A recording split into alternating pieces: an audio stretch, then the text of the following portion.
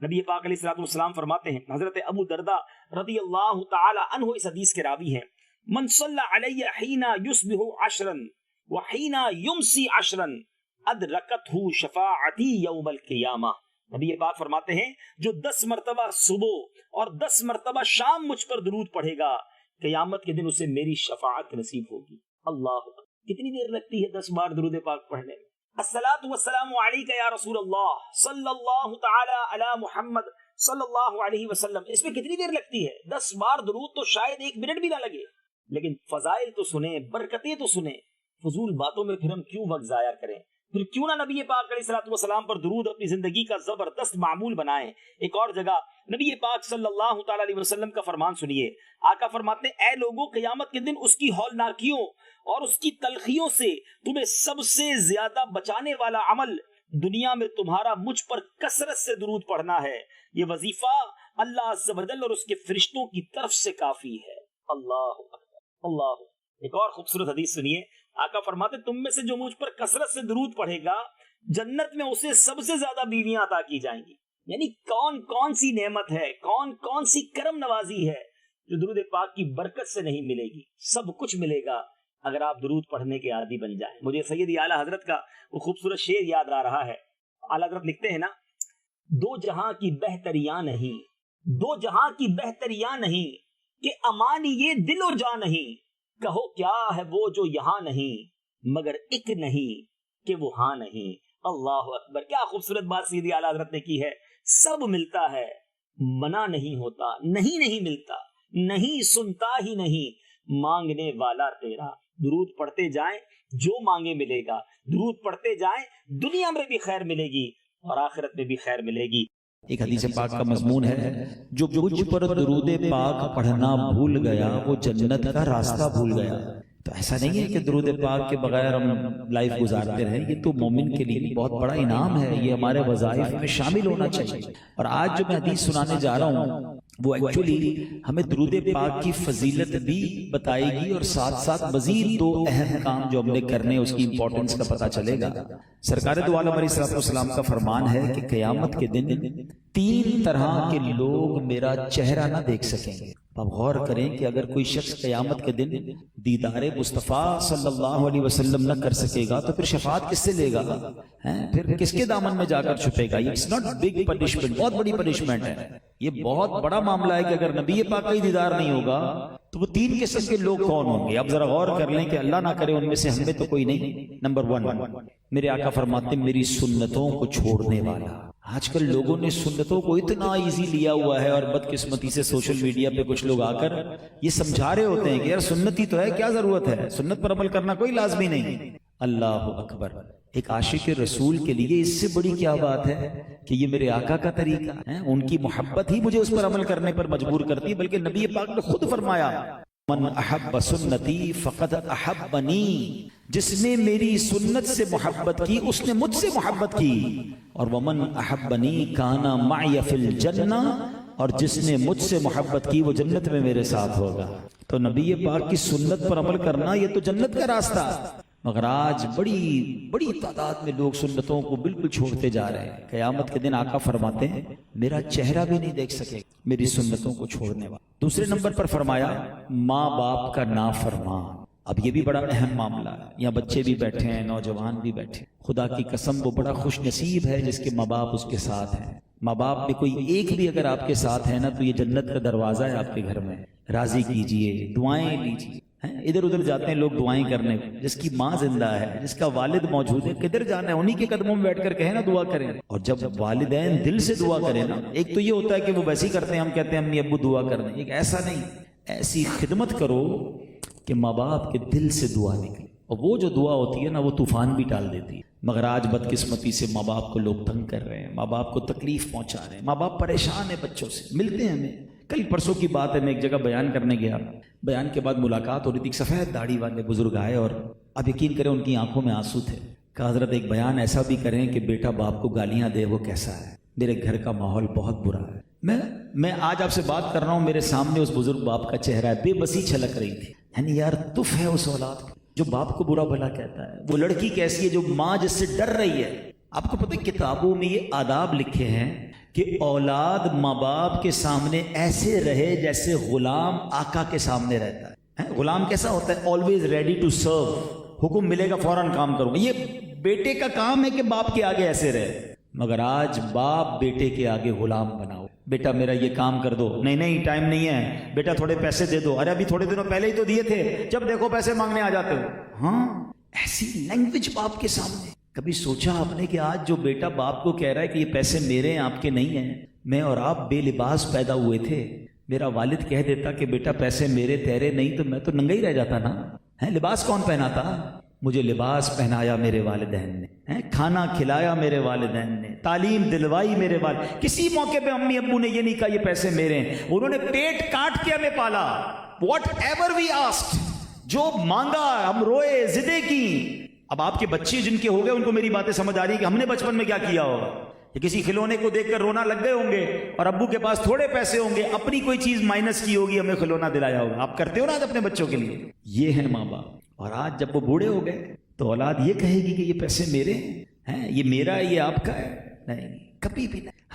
ہمارا جو کچھ ہے سب ہمارے ماں باپ کا ہے. خدا کی قسم, جو عزت, جو دولت, جو شہرت, واٹ ایور جو میرے پاس ہے صدقہ ہے میرے باپ کا. کبھی ان کو یہ مت کہنا کہ یہ میرا ہے. ان کو خوش رکھیں, ان کو راضی رکھیں, ان کو پراؤڈ فیل کرائیں. وہ بڑا پیارا ایک جملہ میں نے پڑھا تھا کہ جن ماں باپ نے تمہیں شہزادوں کی طرح رکھا ہے ان کو بادشاہوں کا درجہ تو دے دو نا.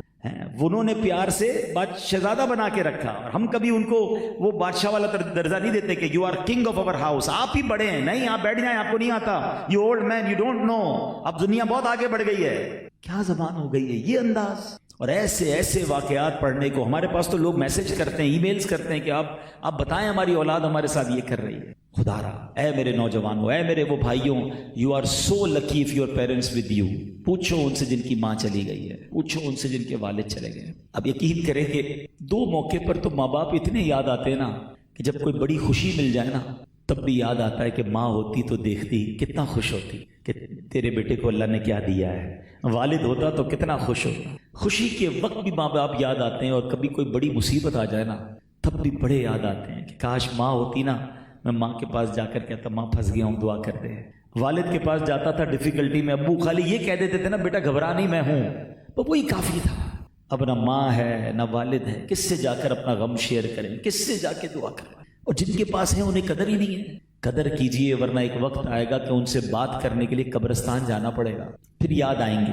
تو حدیث یاد رکھیے کہ ماں باپ کا نافرمان نبی پاک فرماتے میرا چہرہ بھی نہیں دیکھ سکے. اور تیسرے نمبر پر میرے آقا علیہ الصلوۃ والسلام فرماتے ہیں کہ جس کے سامنے میرا ذکر ہو اور مجھ پر درود پاک نہ پڑے وہ بھی میرا چہرہ نہیں دیکھ سکے. اب درود پاک میں بھی بڑی کنجوسی ہو گئی ہے. آپ پورے دن میں اپنا ایک پرٹیکولر ٹائم رکھیں, ایک پرٹیکولر کاؤنٹ رکھیں کہ پورے دن میں نے اتنی بار درود پڑھنا ہے. 100 بار پڑھ لیں, 200 بار پڑھ لیں, لیکن لازمی پڑھیں تاکہ ہم درود پاک کثرت سے پڑھنے والوں میں شامل ہو جائیں. آئیے مل کر محبت کے ساتھ درود پاک پڑھ لیں. صلو علی الحبیب صلی اللہ تعالی علی محمد صلی اللہ علیہ وسلم. میں سوچ رہا تھا کہ نبی پاک کی شان بیان کرنی ہے تو کس موضوع کو لیا جائے, کس طرف بات کی جائے. اللہ نے اپنے حبیب کو ایسا باکمال بنایا ہے کہ بعض اوقات بندہ پزلڈ ہو جاتا ہے کہ کہاں سے بات شروع کروں, کہاں بات لے کر جاؤں. اس قدر باکمال ہستی ہیں.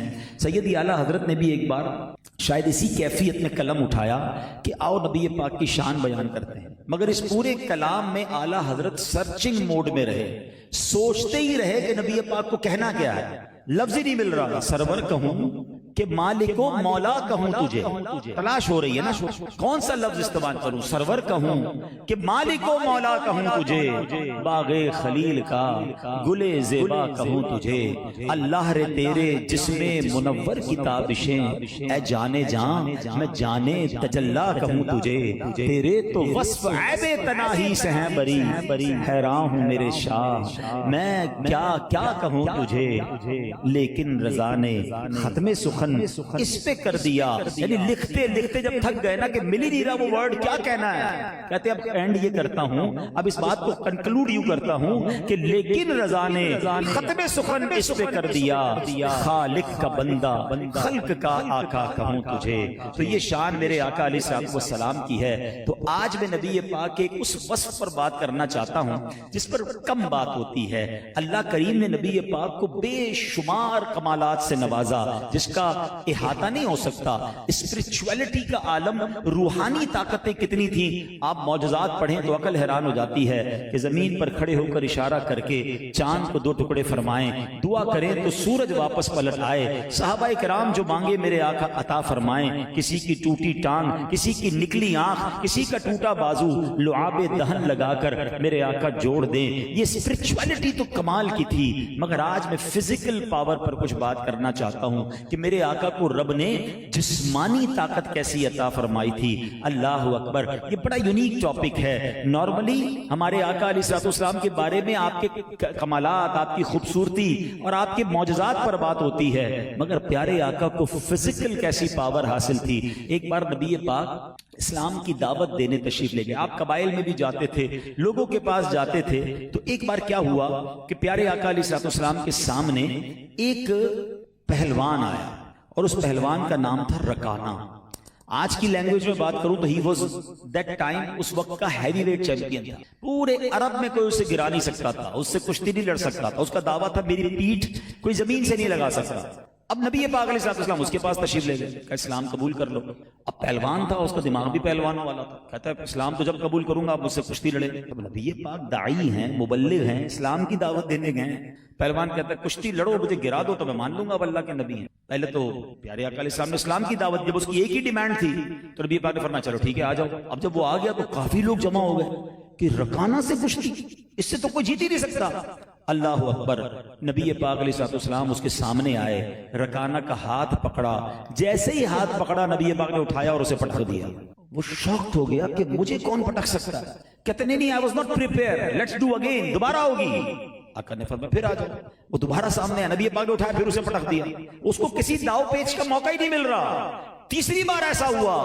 اب رکانہ کہتا ہے یہ طاقت کسی نارمل انسان میں نہیں ہو سکتی, یہ ایسی طاقت ہے جو خدائی عطا ہے. اللہ اکبر. اور رکانہ جو ہے کلمہ پڑھ کر مسلمان ہو گیا. اچھا کہتے نا پہلوانوں کی فیملی بھی پہلوانوں والی ہوتی. رکانہ کا بیٹا یزید بن رکانہ, ایک دن وہ خود نبی پاک علیہ الصلوۃ والسلام کی بارگاہ میں آیا 300 بکریاں لے کر. اس نے سنا تو تھا کہ یہ اتنے کمال کے ہیں کہ میرے والد صاحب کو پچھاڑ دیا. اب وہ بھی بڑا اس زمانے کا ہیوی ویٹ بن گیا تھا. ہو سکتا ہے ابو سے کوئی مسٹیک ہو گئی, میں بھی تو چیک کروں. 300 بکریاں لے کر نبی پاک کے پاس آیا. کہتا حضور میں نے آپ سے کشتی لڑی. اب پیارے آقا اس وقت کسی اور کیفیت میں تھے. فرماتے اچھا اگر میں جیت گیا تو کیا دو گے؟ تو کہتے 300 بکریاں نا 100 آپ کو دے دوں گا. ٹھیک ہے آ جاؤ. وہ سامنے آیا, ہاتھ ملاتے نا, پیارے آقا نے ہاتھ ملاتے اس کو اٹھایا اور اٹھا کے پٹک دیا. شاکڈ. کہتے نہیں یہ مجھے سمجھ نہیں آیا میرے ساتھ کیا ہوا, ایک اور مقابلہ ہوگا. فرمایا اب کیا دو گے؟ دوسری 100 دوں گا. ٹھیک ہے. دوسری بار پٹک دیا. لاسٹ والی بھی 100 دوں گا, ایک اور مقابلہ کریں. ایک اور کیا. جب 3 بار نبی پاک نے پٹکا یزید بن رکانہ کو, وہ بھی کلمہ پڑھ کر مسلمان ہو گیا.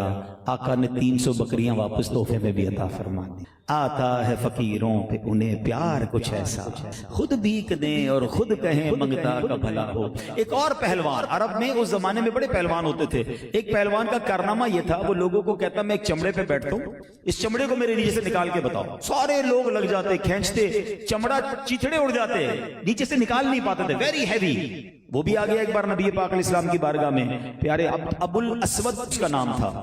نبی پاک علیہ السلام نے اس کا بھی ہاتھ پکڑا, اٹھا کر زمین پر پٹکا اور ادھر ہی وہ جناب ڈھیر ہو گیا, کلمہ پڑھ کر مسلمان. یعنی اللہ نے ہر وصف میں باکمال بنایا تھا, ہر شے میں نبی پاک عرفہ و اعلیٰ ہیں. ہم ایسے نہیں کہتے سب سے اولا و اعلیٰ ہمارا نبی, سب سے بالا و اعلیٰ ہمارا نبی, سارے اونچوں سے اونچا سمجھیے جسے, ہے اس اونچے سے اونچا ہمارا نبی. فزیکل طاقت کا عالم یہ ہے, بہادری کا عالم یہ ہے. ایک دن مدینہ منورہ میں رات بڑے دھماکے کی آواز آئی, صحابہ گھبرا کر باہر آئے. تو تھوڑی دیر بعد دیکھا کہ نبی پاک اس دھماکے کے مقام سے خود واپس آ رہے ہیں اور فرمایا میں نے دیکھ لیا ہے کوئی گھبراہٹ کی بات نہیں ہے، یعنی جہاں بلاسٹ ہوا ہے، جہاں کوئی معاملہ ہوا ہے، سب سے پہلے نبی پاک خود جا رہے ہیں۔ جنگ کے اندر صحابہ کہا کرتے کہ ہم میں سے سب سے بہادر وہ مانا جاتا تھا جو نبی پاک کے قریب ہو کر لڑتا، کیونکہ پیارے آقا ہمیشہ آگے جا کر دشمنوں کو فیس کر کے لیڈ فرام دا فرنٹ پر جا کر لڑا کرتے تھے۔ شجاعت کا عالم یہ، بہادری کا عالم یہ، طاقت کا عالم یہ ہے۔ آپ میں سے کئی لوگوں نے یہ واقعہ سنا ہوگا کہ جب غزوہ خندق کا واقعہ ہوا، غزوہ خندق از ویری یونیک ٹائم، یہ بہت عجیب سا واقعہ ہے، اس سے پہلے کبھی بھی خندق والی جنگ نہیں لڑی گئی تھی۔ یہ آئیڈیا حضرت سلمان فارسی کا تھا۔ جب کفار نے حملہ کرنے کا پلان کیا مدینہ پاک کو، تو حضرت سلمان فارسی نے کہا حضور ہمارے فارس میں جنگ کے دوران لوگ خندق کھود دیتے، خندق مینز ٹنل، دشمن اور ہمارے درمیان ایک ٹنل بنا دیتے اور اس میں آگ لگا دیں، دشمن آ ہی نہیں سکے گا، کتنے دن کھڑا رہے گا۔ اب اس زمانے میں تو وہ ایئر کرافٹ تو تھے نہیں، ہیلی کاپٹر تو تھے نہیں، وہ کھڑا رہے گا، تیر چلاتا رہے گا، تھک کے چلا جائے گا۔ نبی پاک کو آئیڈیا بڑا پسند آیا، مگر اس زمانے میں یہ تو نہیں تھا نا کہ کسی کانٹریکٹر کو فون کریں کہ باؤ ایگزیبیٹر لے آؤ، ٹریکٹر لاؤ اور خندق کھودو، ریڈی کرو، نہیں، اب خود ہی کام کرنا ہے۔ پیارے آقا نے صحابہ کو فرمایا چلو بھائی سب مل کے اب خندق کھودیں گے، کچھ اس طرح کا پیغام گیا، آرڈر ہوا، صحابہ سارے کدالیں اور پھاوڑے لے کر ماشاءاللہ کام کر رہے ہیں۔ اب نبی پاک کے پاس ایک صحابی آتے کہتے حضور کھندق تو کھود رہے ہیں لیکن ایک جگہ ایسی راک، ایسا کنکریٹ کا پتھر آ گیا، چٹان آ گئی، نہیں ٹوٹ رہی۔ اب ظاہر ہے کہ مشینری تو تھی نا، ہاتھ سے ہی کھودنا تھا، تو اب خود ہی جا رہے ہیں، وہ جگہ ٹوٹ ہی نہیں رہی۔ اچھا یہاں بھی کمال ہے کہ صحابہ سے چٹان نہیں ٹوٹ رہی، پھر بھی نبی پاک کے پاس سے آ رہے، اور آقا کی بارگاہ میں ایک صحابی کہتے ہیں حضور بھوک بہت لگ رہی۔ یہ کیفیت کیا ہے؟ مزدوری ہو رہی ہے، خندق کھودا جا رہا ہے، اور بھوک کا عالم یہ ہے کہ نبی پاک کے پاس آ کر اپنے پیٹ پر ایک پتھر دکھایا کہ حضور اس بھوک کے عالم میں یہ کام۔ اللہ اکبر! دیکھیں کونین کے والی کا کیا حال ہے۔ آقا علیہ السلام نے اپنا کرتا اٹھایا تو اس پہ 2 پتھر بندھے ہوئے تھے۔ ہائے ہائے، خندق بھی کھودنی ہے اور کھانا بھی نہیں ہے، اناج بھی نہیں ہے، کھانے کو بھی تھوڑا، اس کیفیت میں کہ جب 2 پتھر بندے ہیں، آپ کو بھی بھوک لگتی ہے، مجھے بھی لگتی ہے، افطار سے پہلے کوئی کہے ذرا تھوڑا سا 2 کلومیٹر چلنا ہے، ہم کہیں بھائی جو بات کرنی افطار کے بعد کرنا، ابھی تو کھڑا بھی نہیں ہوا جا رہا۔ 2 پیٹ پر پتھر ہیں اور کرنا کیا ہے؟ چٹان نہیں ٹوٹ رہی۔ اللہ نے طاقت کیسی دی تھی، میرے آقا وہاں تشریف لے گئے اور وہی پھاوڑا اٹھا کر بسم اللہ الرحمن الرحیم پڑھ کر جب اس کدال کو اس چٹان پر مارتے ہیں، وہ چٹان ریزہ ریزہ ہو جاتی ہے۔ یہ شان ہے سرکار دو عالم علیہ الصلوۃ والسلام۔ اب ہو سکتا ہے کسی کے ذہن میں یہ بات آئے کہ جناب آج یہ فزیکل پاور پر بات کیوں ہو رہی ہے؟ جناب میرا ایک مقصد ہے، ایک تو یقیناً شان مصطفیٰ نبی پاک کی عزتوں اور نبی پاک کے کمالات کا ایک پہلو بیان کرنا ہے، اور ہمیں اور محبت رسول علیہ الصلوۃ والسلام دل میں بڑھے کہ اللہ نے کیسا نبی عطا فرمایا۔ لیکن ایک اور اس کا جو پرسیپشن میں نے آپ کی طرف بڑھانا ہے کہ دنیا میں جب کوئی ہیوی ویٹ ہو جائے نا، دنیا میں جب کوئی طاقتور ہو جائے، دنیا میں کسی کے پاس کوئی مقام آ جائے، کسی کا جناب انفلوئنس ہو جائے، تو اس کی ٹور ہی بدل جاتی ہے، اس کا اسٹائل ہی بدل جاتا ہے، وہ لوگوں میں اپنے آپ کو بہت کچھ سمجھنے لگتا ہے، وہ کہتے ہیں اس کے پیر ہی زمین پر نہیں رہتے۔ اللہ نے ایسا مقام دیا ہے کہ زمین پر کھڑے ہو کر چاند کو اشارہ کریں تو 2 ٹکڑے ہو جائے، اور دنیا کا طاقتور سے طاقتور آدمی سامنے کھڑا نہ رہ سکے۔ مگر اس قدر کمالات کے باوجود میرے آقا کا عالم کیا ہے کہ کبھی جو کی موٹی روٹی تو کبھی کھجور پانی، تیرا ایسا سادہ کھانا مدنی مدینے والے، ہے چٹائی کا بچھونا، کبھی خاک ہی پہ سونا، کبھی ہاتھ کا سرہانا، مدنی مدینے والے، تیری سادگی پہ لاکھوں، تیری عاجزی پہ لاکھوں، ہوں سلام عاجزانہ مدنی مدینے والے۔ جو بتانا مقصود ہے کہ اگر آپ میں سے کسی کو اللہ نے مال دیا ہے، کسی کو عزت دی ہے، کسی کو طاقت دی ہے، کسی کو شہرت دی ہے، ارے جو کچھ دیا ہے وہ رب نے دیا ہے، اس کے باوجود اترانا نہیں ہے، تکبر نہ کریں، گھمنڈ نہ آنے دیں۔ وہ اس حبیب کے امتی ہیں جس کو رب نے سب سے اعلیٰ بنایا ہے، اور عالم یہ ہے کہ ایک بار نبی پاک زمین پر بیٹھ کر نارمل طریقے سے کھانا کھا رہے ہیں، کسی نے کہا حضور آپ یوں بیٹھ کے کھانا کھا رہے ہیں زمین پر بیٹھ کر؟ فرمایا میں بندہ ہوں اور بندوں کی طرح بیٹھ کر کھانا کھاتا ہوں۔ ایک دن نبی پاک کمرے سے باہر تشریف لائے، صحابہ کھڑے ہو گئے، آقا فرماتے میری آمد پر کھڑے نہ ہوا کرو۔ اللہ اکبر! صحابہ کا تو یہ ادب تھا، وہ کھڑے ہوتے تھے، مگر ان کی ریکوائرمنٹ کیا تھی؟ آج میں آؤں اور کوئی کھڑا نہ ہو، اور اگر دل میں برا فیل ہو رہا ہے تو بتاؤ نا تکبر کس شے کا نام ہے؟ ہمیں کوئی پروٹوکول نہ دے، اچھی سیٹ پر نہ بٹھائے، دعوت میں ٹائم پر کھانا نہ ملے، ملے ہم فیل کر جاتے ہیں کہ یار مجھے نہیں پوچھا، اس کا مطلب میں کچھ ہوں، جب بھی تو مجھے برا لگ رہا ہے۔ تکبر کی تو ڈیفینیشن یہی ہے۔ آپ کو پتہ ہے اگر میں آسان لفظوں میں تکبر کی آپ کو تعریف بتانا چاہوں کہ اس دنیا میں سب سے پہلا گناہ کیا ہوا تھا، وہ تکبر ہی تو تھا کہ جب شیطان نے انکار کیا تھا حضرت آدم کو سجدہ کرنے کے لیے، اور اس نے اسٹیٹمنٹ کیا دیا تھا، actually that is the definition of proud، وہ کیا تھا؟ انا خیر من، اے اللہ میں اس سے بہتر ہوں، کیوں؟ خلقتنی من نار وخلقتہ من طین، اے اللہ تو نے آگ سے مجھے بنایا، اس کو مٹی سے بنایا ہے۔ یہی تعریف، انا خیر من، میں اس سے بہتر ہوں۔ اپنے آپ کو سپیریئر سمجھنا، دوسروں کو اپنے سے کمتر سمجھنا، یہی تو تکبر ہے۔ اور آج پیسے کی وجہ سے، خوبصورتی کی وجہ سے، طاقت کی وجہ سے، علم کی وجہ سے، اور ہاں عبادت کی وجہ سے بھی تکبر آتا ہے۔ یہ میرا پاس ٹائم تھوڑا ہے ورنہ میں ایک ایک بات کو ڈیفائن کرتا کہ عبادت تکبر کیسے لاتی ہے۔ اب بندہ 5 وقت کا نمازی تہجد گزار ہو جاتا ہے اور دوسروں کو حقیر سمجھتا ہے، یہ تو نماز ہی نہیں پڑھتا، میں تو رجب شعبان کے رمضان کے روزے رکھتا ہوں، یہ تو رمضان کے بھی نہیں رکھتا۔ بھائی آپ رکھیے روزے، آپ پڑھیے تہجد، but you have no right to discourage اینی باڈی۔ کیا پتا اللہ کی بارگاہ میں اس کا کیا مرتبہ ہے؟ آپ علم والے ہیں، بڑی اچھی بات ہے، مگر علم اس لیے حاصل کیا کہ دوسروں کو حقیر سمجھے تو آپ سے بڑا جاہل کوئی نہیں۔ اور یہ میں نہیں کہہ رہا، سوری ٹو سے، حدیث پاک ہے، من قال انا عالم فهو جاہل، جو کہے کہ میں عالم ہوں وہ جاہل ہے۔ اپنی بڑائی بیان کرنے کے لیے علم سیکھا نہیں، علم پھیلانے کے لیے، علم عمل کے لیے سیکھنا ہے۔ تو there are so many reasons جس کی وجہ سے لوگ پراؤڈ کرتے ہیں۔ حالانکہ نبی پاک کا عالم پتہ ہے کہ پیارے آقا کبھی کبھی سواری پر اپنے ساتھ اپنے غلام کو بٹھا لیا۔ کبھی ایسا ہوا کہ ہم اپنے کسی ملازم کو اپنے برابر والی سیٹ پہ بٹھائیں یا بیٹھ جائے تو پسند کریں؟ پیارے آقا غلاموں کے ساتھ بیٹھ کر کھانا کھاتے۔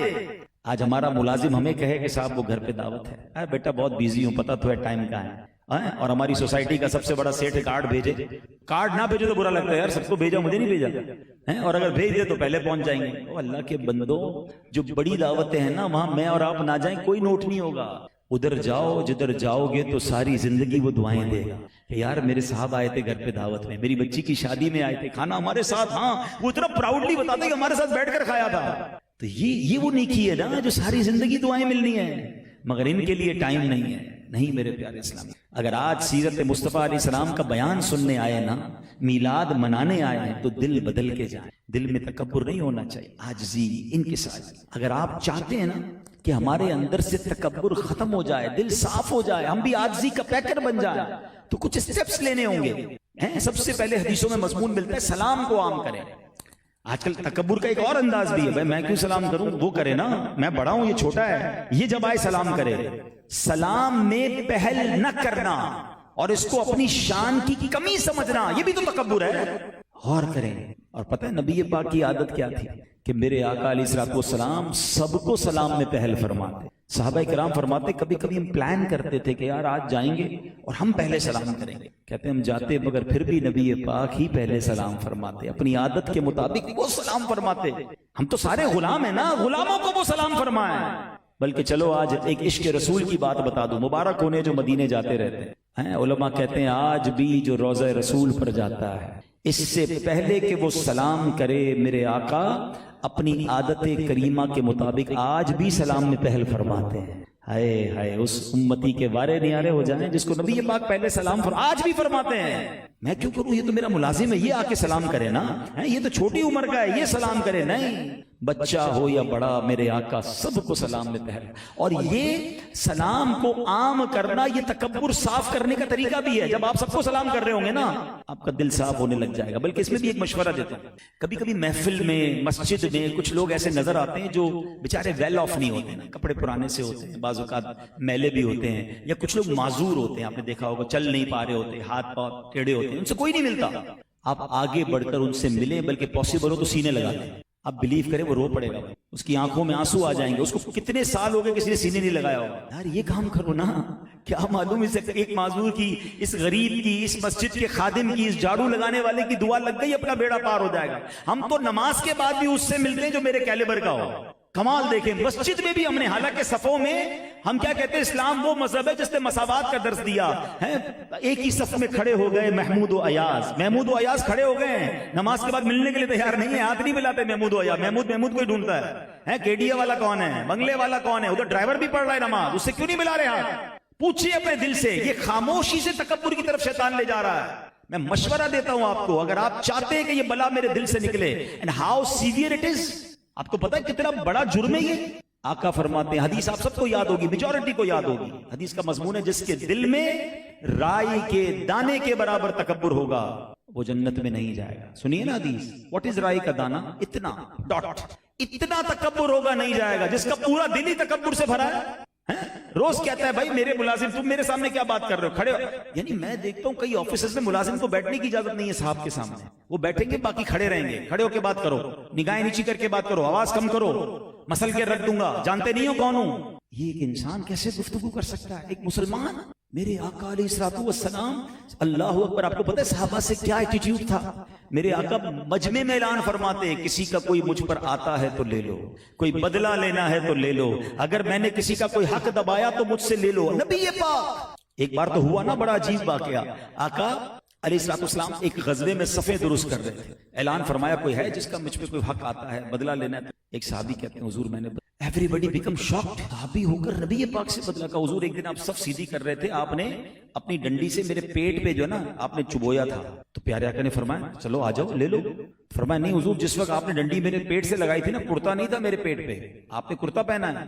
پیارے آقا نے اپنا کرتا اوپر کیا, صحابہ کی چیخیں نکل گئی کہ یہ کیا کر رہے ہیں. اور ہوا کیا, جب نبی پاک نے اپنا کرتا مبارک اوپر کیا نا, وہ صحابی دوڑتے ہوئے آئے اور چمٹ گئے پیارے آقا, چومنے لگے, کہتے حضور بدلہ نہیں لینا تھا, ابھی غزوہ ہونے والا ہے, ہو سکتا ہے آخری لمحاتوں میں چاہتا ہوں مرنے سے پہلے میری باڈی آپ کی باڈی سے ٹچ ہو جائے. مگر what we learned from that announcement کیا تھا, if you have anything on me, میرے اوپر کوئی قرضہ, کوئی بدلہ ہے تو لے لو. یہ نبی پاک.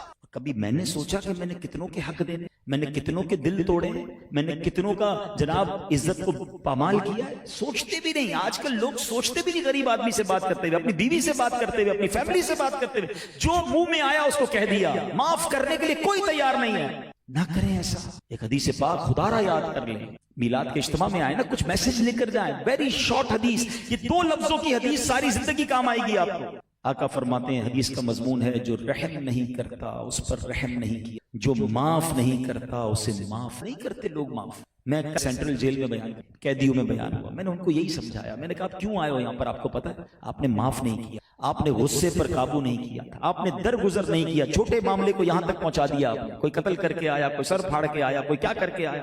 اچھا کئی تو وہ ہیں جو قید کے اندر بھی تیاری میں بیٹھے کہ باہر نکل کے پھر نہیں چھوڑوں گا, بدلہ لینا ہے. نسلوں میں دشمنی چل رہی ہے, ہمارے اپنے خاندان میں یہ بیٹھے نا, ہماری فیملیز میں لوگ ماں باپ کہہ کے جاتے ہیں ہمارے مرنے کے بعد بھی چاچا کے گھر نہیں جانا, خبردار میرے مرنے کے بعد بھی فلاں پھوپھی کا چہرہ دیکھا ہے. تو یار کیا ہو گیا ہمیں, میرے آقا جانی دشمن کو معاف کر دیں. اچھا نعت سب کو یاد ہے, میلاد میں پڑھتے بھی سارے ہیں, سلام اس پر کہ جس نے گالیاں سن کر دعائیں دی, سلام اس پر کہ جس نے خون کے پیاسوں کو کبائیں دی. کبھی گالی سن کے دعا دی ہم نے؟ ارے میں تو اب بتاتا ہوں مجھے کتنی گالیاں یاد ہیں. پھر کیسے امتی ہو یار. ایک طرف تو کہتے پیارے آقا کا غلام, لیکن ذرا مزاج کے خلاف بات ہو جائے, ذرا کسی سے غلطی ہوئی ہے یار, انسان ہے, ہو گئی غلطی, ملازم ہے, بیٹا ہے, بیوی ہے, پڑوسی ہے, روڈ پہ جانے والا مسافر ہے, بیچارے سے ہو گئی مسٹیک, نہیں چھوڑوں گا, اندھا ہے, کیسے گاڑی لگی, کیسے میرے آگے سے نکلا. اللہ اکبر, اتنا ریونج, اتنی فرسٹریشن, اتنا ریڈی ٹو فائٹ, کیا جواب دیں گے اللہ کو. حدیث پوری نہیں سنائی ابھی میں نے, جو رحم نہیں کرتا اس پر رحم نہیں کیا, جو معاف نہیں کرتا اس کو پلیز عادتوں کو بدلیے. یہ ہر بات پر ٹٹ فور ٹیٹ, جیسے کو تیسا, اینٹ کا جواب پتھر سے, بتاؤں گا میں کون ہوں. اور واقعی بندہ بتا دیتا ہے آپ کون ہے, آپ کے اندر جو ہے نا خود ہی نکل رہا ہے. یہ ایک نیا جملہ مشہور ہے نا, ہم شریف کے ساتھ شریف ہیں, بدماش کے ساتھ بدماش ہیں. مجھے آج تک سمجھ نہیں آیا کون سا بٹن لگا ہوا ہے آپ کے اندر کہ جب بدماش سامنے آتا ہے تو آپ بھی بدماش بن جاتے ہیں. او بھائی, شریف آدمی شریف کے ساتھ بھی شریف ہوتا ہے, بدماش کے ساتھ بھی شریف ہوتا ہے, جب بھی تو بدماش سدھرے گا نا. سلام اس پر کہ جس نے گالیاں سن کر دعائیں دی, سلام اس پر کہ جس نے خون کے پیاسوں کو کبائیں دی. سوسائیڈ اٹیک کرنے آئے تھے لوگ نبی پاک پر, اور میرے آقا نے معاف کر دیا. کتنا مشہور واقعہ ہے. ایک بار نبی پاک علیہ السلام کہیں آرام کر رہے ہیں, کوئی بھی نہیں تھا, صحابی بھی نہیں, کوئی گارڈ بھی نہیں, اکیلے آرام فرما رہے. غورس غیر مسلم تھا, آیا تلوار لے کر, نبی پاک کو معاذ اللہ شہید کر رہے ہیں. جب تلوار لے کر آیا نا, بالکل جب نبی پاک کے قریب پہنچ گیا تو پیارے آقا کی آنکھ مبارک کھلتی ہے, دیکھا غورس کھڑا ہے تلوار ہاتھ میں, نوبڈی دیئر ٹو ڈیفینڈ. بڑے تکبر سے کہتا ہے, اے محمد صلی اللہ علیہ وسلم, آج تمہیں کون بچائے گا مجھ سے, آئے جواب پتہ ہے کیا دیا نبی پاک نے؟ ون ورڈ، صرف ایک لفظ فرمایا اللہ۔ حبیب پاک کی زبان سے جب لفظ اللہ ادا ہوا ہوگا منظر کیسا ہوگا؟ غورث کانپنے لگا، ہاتھ سے تلوار گر گئی، پیارے آقا نے وہ تلوار اٹھائی اور فرمایا غورث اب تمہیں کون بچائے ہیں؟ اب تو وہ ایک تو اٹیک کرنے آیا تھا، مجرم تھا، کہتا حضور آپ تو معاف کرنے والے ہیں، آپ تو بڑے کریم ہیں۔ پیارے آقا نے فرمایا جا تجھے معاف کیا۔ ہم تو چھوٹی چھوٹی باتوں کو یاد کر کے بیٹھے ہیں یار، دل میں بدلے پال کر بیٹھے ہیں، بس یار موقع ملے، ابھی اس کے بچے کی شادی ہونی ہے نا، پھر ذلیل کروں گا اس کو، آئے گا نا دعوت دینے، ہمارے رشتہ داروں میں یہ کچھ لوگ بیٹھے ہوتے ہیں، ابھی کچھ نہیں کہوں گا، جب اس کی بیٹی کی شادی ہوگی، جب بلانے آئے گا میں نہیں جاؤں گا اس کی دعوت میں، اس کی دعوت خراب کرنی ہے۔ توبہ توبہ یار، کسی بس ہاتھ میں آ جائے، میرے کاروبار میں کوئی ڈیل آ جائے، اس کی پھر خراب کروں گا، ابھی اس کا نیا پروجیکٹ شروع ہونے والا ہے نا، اس دن اس کے لیے خلاف سوشل میڈیا پہ پوسٹ لگاؤں گا۔ اتنا بدلا، اتنا ریونج۔ اچھا اس ریونج کی آگ میں آپ خود بھی تو جل رہے ہیں، آپ کو بھی سکون نہیں آ رہا۔ معاف کر دو تو خود بھی پرسکون ہو جاؤ گے، اور اللہ معاف کرنے والوں کو پسند ہے۔ آپ ایک دعا سب کو یاد ہوگی، ہم نے بار بار یہ دعا کی ہوئی ہے۔ دعا کیا ہے؟ اللہم انک عفو تحب العفو فاعف عنی۔ کیا دعا ہے یار، ترجمہ کتنا پیارا ہے۔ اللہم انک عفو، اللہ تو معاف کرنے، تحب العفو، معافی کو پسند کرتا ہے، فاعف عنی، اللہ مجھے بھی معاف کر دے۔ کتنی پیاری دعا ہے۔ مگر ایک بات بتائیے، اللہ سے کیا کہہ رہا ہوں؟ اے اللہ تو معافی کو پسند کرتا ہے، میرے سارے گناہ معاف کر دے۔ ہم اللہ سے یہ کہتے ہیں نا، صغیرہ بھی معاف کر دے، کبیرہ بھی معاف کر دے، چھپ کر کیے ہوئے بھی معاف کر دے، اعلانیہ بھی معاف کر دے۔ اگر میں آپ سے پوچھوں آپ نے بندوں کو معاف کر دیا ہے؟ نہیں، میں معاف نہیں کروں گا۔ اللہ مجھے سارے معاف کر دے، میں اس کے بندوں کو معاف نہیں کروں گا۔ یار کمال ہے۔ مزہ یہ ہے کہ اللہ سے کبھی ایسے بھی کہہ کے دیکھو نا، اے اللہ میں بندہ ہوں، مجھے بندوں نے ستایا، مجھے دکھ دیا، تکلیف دی، اللہ میں نے سب کو معاف کر دیا۔ اے کریم، میں نے بندہ ہو کر تیرے بندوں کو معاف کر دیا، تو تو سب سے بڑا معاف کر، اے اللہ تو بھی مجھے معاف کر۔ بتاؤ اس دعا اور اس دعا میں کتنا فرق ہے؟ یہ کیجئے، معاف کیجئے۔ اور ہاں آخری بات، اگر آپ کو اس بیان سے یہ یاد آ رہا ہے نا کہ ہاں یار فلاں بندے کا دل تو دکھا دیا تھا، فلاں کے ساتھ زیادتی تو کر دی تھی، ملازم کو کہہ تو دیا تھا، بیوی کو ڈانٹ تو دیا تھا، قصور بیچاری کا تھا نہیں، تو معافی مانگ لی، آج سلو کر لیجئے۔ کیوں؟ قیامت کے دن مشکل ہو جائے۔ اب بات شیطان پتہ ہے دماغ میں کیا ڈال رہا ہوں کہ یار سیٹ ہو کے ملازم سے معافی مانگو، شوہر ہو کے بیوی سے معافی مانگوں گا۔ میں نے تھوڑی دیر پہلے تو واقعہ سنا ہے کہ نبی پاک تو صحابہ سے کہہ رہے تھے بدلہ ہے تو لے لو۔ کون؟ سب کے آقا ہیں، سب کی جانیں قربان ہیں نبی پاک پر۔ ہمارے امیر اہل سنت مولانا الیاس قادری صاحب ایک بدنی مذاکرے میں کمال کی باتیں کہتے ہیں، رونگٹے کھڑے ہو جاتے ہیں ان باتوں سے۔ پتہ کیا فرماتے ہیں؟ اس کا خلاصہ یہ ہے کہ اگر باپ نے بیٹے کے ساتھ زیادتی کی ہے نا تو باپ کو بیٹے سے معافی مانگنی پڑے۔ شوہر نے بیوی کے ساتھ اگر زیادتی کی ہے، ناحق ستایا ہے، شوہر کو بیوی سے معافی مانگنی پڑے۔ استاد نے شاگرد کے ساتھ اگر زیادتی کی ہے، ہم شاگرد کو تو کہتے ہیں استاد کا ادب کرو، بیٹے کو تو کہتے ہیں ماں باپ، لیکن شریعت اتنی بڑی ہے، سنیے گا، استاد نے شاگرد کے ساتھ اگر زیادتی کی ہے، استاد کو شاگرد سے معافی مانگنی ہوگی۔ آگے ایک اسٹیپ بڑھ کے کہتے ہیں اگر پیر نے مرید کے ساتھ زیادتی کی ہے تو پیر کو مرید سے بھی معافی مانگنی ہوگی۔ اور پھر فرمایا کیوں؟ کہ جب نبی پاک علیہ الصلوۃ والسلام صحابہ سے کہہ رہے ہیں کوئی بدلہ ہے تو لے لو، تو اس کا مطلب اتنا سینسٹیو معاملہ ہے۔ یقیناً نماز بڑا اہم فرض ہے، روزہ، حج، زکوٰۃ۔ مجھے بہت سارے یہاں نمازی نظر آ رہے ہیں، بہت سارے حاجی صاحب بیٹھے ہیں، بہت سارے سخی بھائی بیٹھے ہوں گے، بیوٹیفل، بہت اچھی بات ہے، لیکن یہ سارے عمل آپ کے اور اللہ کے درمیان، یہ حقوق اللہ ہیں، اللہ کی مرضی۔ کوئی ساری زندگی نماز نہ پڑھے اللہ اسے معاف کر دے، وہ رب کا اور اس کا معاملہ ہے نا۔ مگر حقوق العباد میں اس کی مشیت یہ ہے کہ جب تک بندہ معاف نہیں کرے گا رب بھی معاف نہیں۔ سینسٹیو کیا ہوا؟ حقوق العباد ہوا نا۔ ہم حقوق اللہ میں پکے ہیں، 5 ٹائم کے نمازی ہیں، مگر نماز پڑھتے پڑھتے جاتے جاتے بھی دل توڑتے ہوئے جا رہے ہوتے ہیں۔ مسجد میں جا کے بھی کسی خادم کو ڈانٹ کر آتے ہیں، کسی نمازی سے لڑ کے آ رہے ہیں، بھائی نماز پڑھنے گیا تھا، نماز بالکل پڑھ کے آئے، 4 بندوں کا دل توڑ کے ہیں حضرت آپ۔ ہاں وہ سارے ناراض بیٹھے ہیں آپ سے، اللہ کو کیا جواب دو گے؟ انہوں نے پکڑ لیا تو قیامت کے دن۔ تو پلیز نیکیاں ضرور کیجئے، نمازیں، حج، روزہ، زکوٰۃ، بیوٹیفل، مگر لوگوں کے حقوق کا بہت خیال رکھیے، نرمی اختیار کیجیے، عاجزی۔